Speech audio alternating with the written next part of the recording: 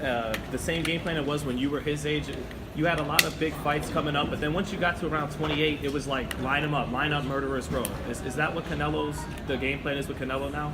Just fight the best as much as possible. Well, there comes a point. There comes a point in your career where it doesn't matter who you fight. It doesn't matter if they're 25 years old, younger than you, and have a better record than you, and they're the beast of the block. It just doesn't matter anymore. Canelo has been fighting the best, starting at 154 when he fought Lara, when he fought Trout, when he fought Mayweather at such an early age. Now he fought Triple G back to back, and now he's fighting Daniel Jacobs. I mean, I think he's on a faster pace than compared to any fighter out there. So yes, you're right. With Canelo, it's like just line him up and I'm gonna take him down. Oscar, why do you think it is that we don't see more fighters doing what Canelo's doing, where he's taking tough fight after tough fight? It's. I mean, I hate to go back to it, but it's the Mayweather era. You know, it's like zero risk, money reward. You know, instead of zero risk and legacy reward. You know, it's different. It's different times, but Canelo hopefully will change all that as he is now the champion that is recognized as the guy who's carrying the sport. You know, the young kids will follow, and it happens in every generation. He's doing what you did, Oscar. Correct. Oscar, do you believe as the biggest name in the sport, which you were, let's say go back here, that you had a responsibility to make certain fights? Absolutely.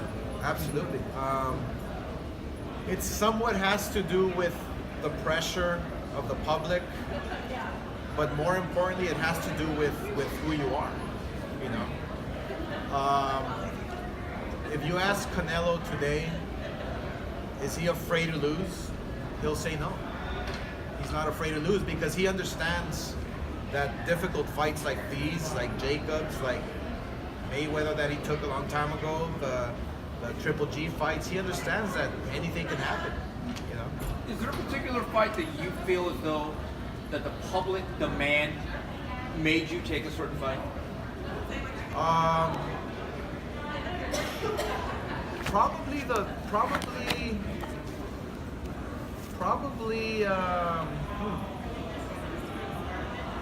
Lara fight. I mean, for Canelo or me? For both. Or me personally? Yeah. I would have. I mean, you would have to ask Canelo. But we felt a little pressured by the public with the Lara fight. Mm-hmm. And then the fact that you have a fighter who tells you, I'll fight anyway. Mm-hmm. You know, we had to make it happen for the sake of Canelo. But for me personally, no. I always said just line them up. Doesn't matter who. Was Canelo pressured into this fight?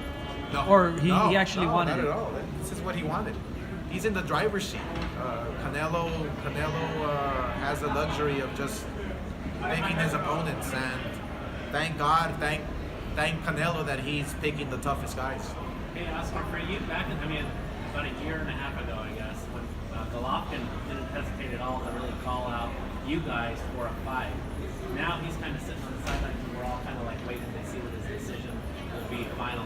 Do you want to say anything to him about like, hey, what are you waiting for? Just come to the zone and you've got all these fights? No, I mean, look, I actually, first of all, if he wants to fight Canelo, he has to have an agreement with the zone. It'll make the fight that much easier to make. But Canelo's not waiting for him 1 second. You know, Canelo has many options after Jacob. So, do you want him with the zone now? I mean, given the fact that you're. I strongly feel it's the better option for him at this point of his career. Oscar, you've promoted Canelo across HBO, Showtime, and now the Zone, do you feel you have an obligation to not only your partner but the fans as well to keep making the best fights that are possibly out there? Yeah, I mean that's why we do this. That's the bottom line. Is we have the biggest star in boxing, and the fans deserve the best fights out there, and make the best fights at the right time, at the best time. So is there an obligation? Absolutely. Do you feel any pressure with the Zone being such a nascent company still? Do you feel any pressure from the partner to make the best fights as possible? No, we don't feel no pressure at all. I mean, they're great partners, but we're the promoter, and we have the star fighter, and we collectively make the decisions, but there's no pressure whatsoever because they understand who Canelo is. They understand where I come from, and we all collectively always agree upon the best fighters, fighting the best. Oscar, en español, por favor. Jacobs dijo que dio ganadora a Triple G en las dos peleas con Canelo. ¿Qué respondes a eso? Pues obviamente él tiene su opinión. Yo creo que Jacobs le dio una gran batalla a Triple G. El hecho de que él piense que Triple G ganó las dos peleas contra Canelo, pues es su opinión. Y yo lo entiendo, porque yo entiendo lo que está tratando de hacer psicológicamente con Canelo. Pero el Canelo es un profesional y es alguien que toma su plan de pelea mental bien serio. Él sabe lo que está haciendo, pero esos truquitos no van a funcionar con Canelo. Y sé que es muy temprano todavía hablar de la pelea, pero ¿qué podemos esperar nosotros para esa noche? Va a ser una gran pelea. El hecho de que Jacobs sobrevivió cáncer, el hecho de que ganó 2 campeonatos mundiales después de noquear al cáncer, te dice todo. Va a ser una pelea difícil, una pelea fuerte, porque Jacobs no se va a doblar fácil, no se va a caer fácil, va a ser una pelea fuerte. He asked me if how difficult of a fight might it be May 4th. I don't have a crystal ball in front of me, but I do know one thing. Having survived cancer,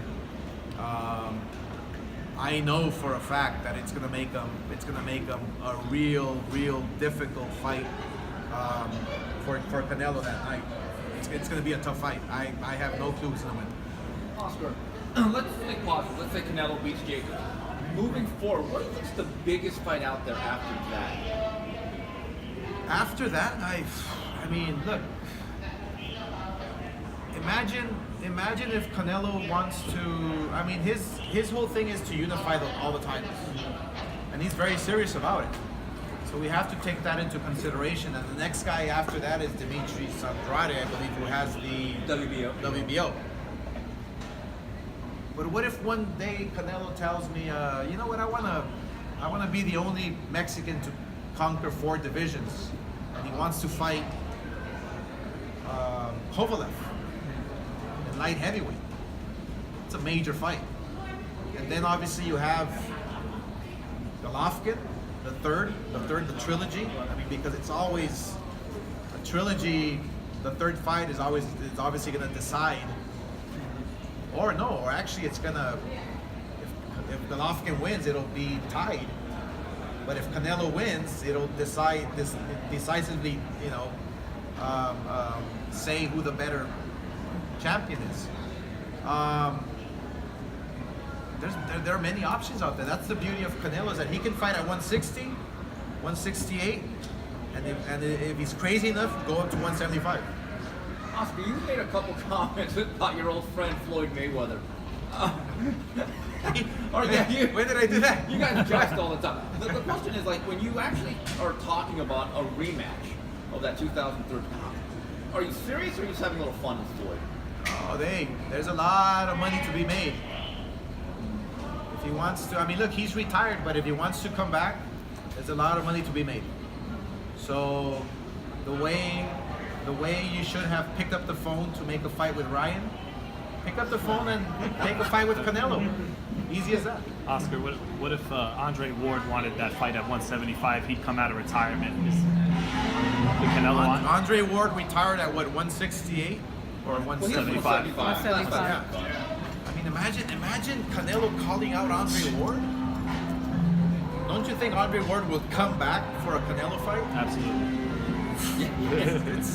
So the possibilities are endless for Canelo. I mean, that's the beauty of him, is he can fight at 160, 68, and I mean, for me it's crazy, but he can fight at 175. Oscar, how does it make you feel when you hear people trying to say, "Oh, it's impossible to win a decision against Canelo in Vegas"?